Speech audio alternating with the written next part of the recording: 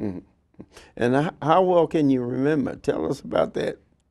Oh, my memory? Yeah, no, how well can you remember? You're getting ready to show us some of the things. Oh yes, Like, what I'm about to show you now. This is a very small sample of a large map that air traffic controllers are responsible for knowing.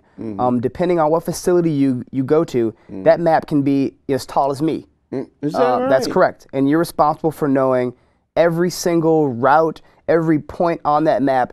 As a matter of fact, you are tested very on as an air traffic controller. You must be able to draw the map onto a nearly blank sheet of paper, Is that right? and that's expected of you very early on.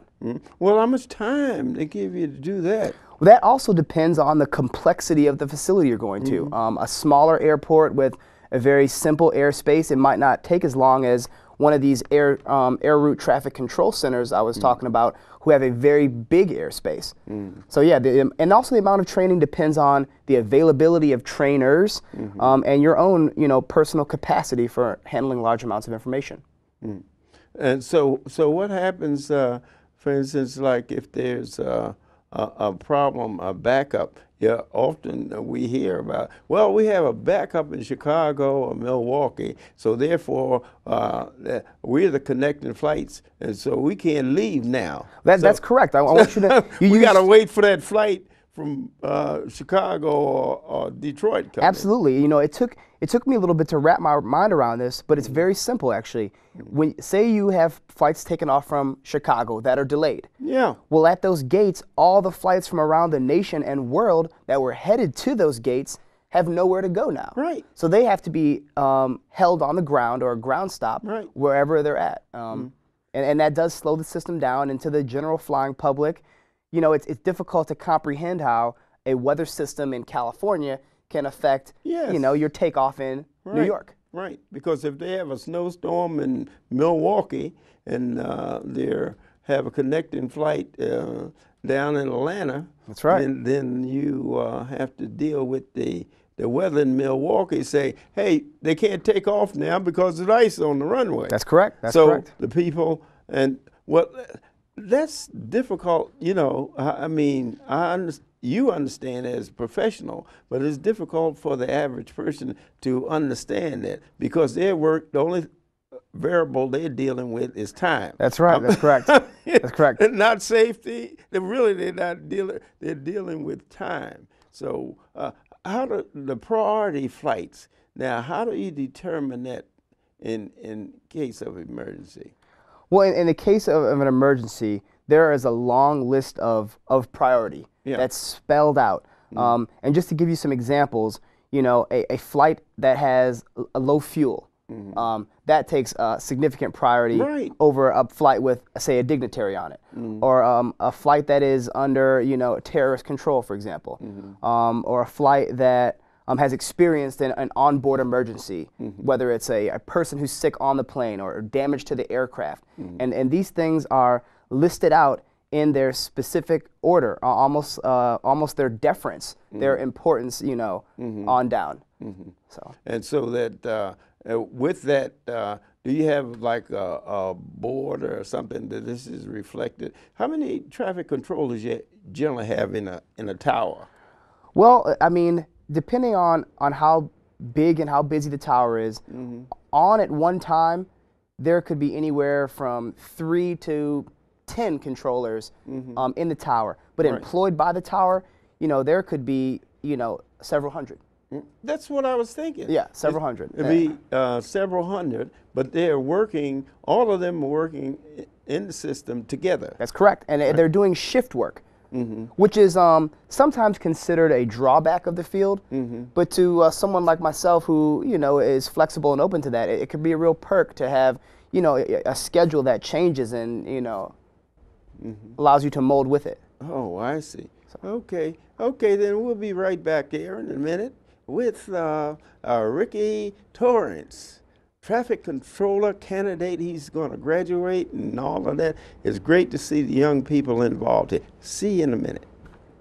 Hi, welcome back to the Ed Brown Show. We have Rickey Torrence here, air traffic controller candidate who will be graduating in a few days. So congratulations to you, Rickey. Thank you very much. And give us some ideas. You know, some people think the qualifications for doing certain things that you need in order, you know, the academic background and the social background.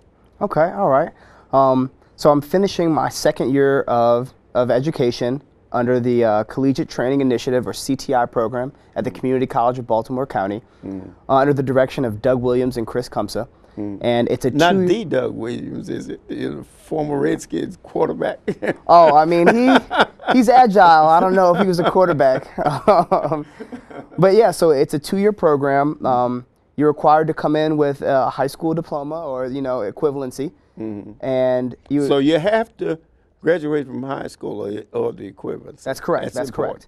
And really, for those of us who came into the program with a bachelor's degree, there is a significant number of classes that we didn't have to take and could navigate the degree program a little bit easier. Because of the fact that you had a degree. Right. Or even in some of us who didn't have a previous degree had taken, you know, enough classes through their college experience to knock those out of the way. Right. But for the people coming fresh out of high school, they had to take the maths, the English, you know, the communications, things like that. But there were just so many classes that we took that were just beneficial, that gave us a full picture of what we were getting into. Name some of the classes, technical classes. Okay. Some of the technical ones, we had a class on meteorology, where we strictly dealt with weather systems and how they affected flight. That's important. That's important. We also had classes on managing an airline, on managing an entire airport, what goes into managing an airport. And we had a series of classes on all the different aspects of air traffic control. We had a class on the basics of the air traffic control system, as I explained here. We had a class on how to operate a tower, you know, how to be an air traffic tower. Another class on how to be in the radar environment. I don't believe I addressed that, but in these centers here, these guys, they're not looking at flights or planes. They're in a dark room. Right. They're in a dark room looking at a scope with the, you know, the green dots and the data blocks. So we had a course in that specifically. And also the college is getting the students into these internships.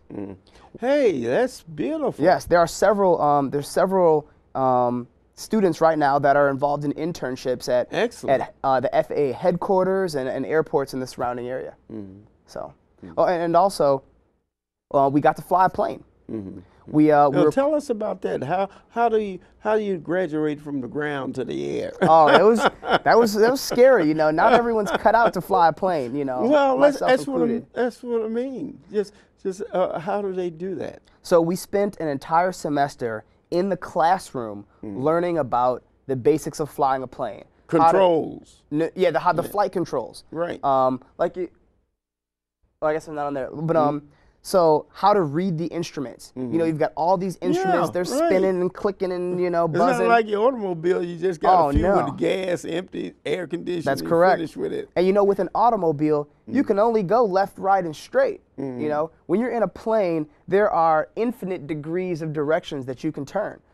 So, you know, going from the ground into the air is a scary thing for a lot of us. Yes, sure. And so we had an entire semester where we learned how to fly a plane in the classroom. And then at CCBC, they have these $1 million simulators. And so we had one. Right, that's what I was going to ask. Yeah, you should come by and check it out sometime. Right. They have one dedicated to the cockpit of an airplane. You sit in there, and you know, everywhere you look, you're flying inside of an airplane.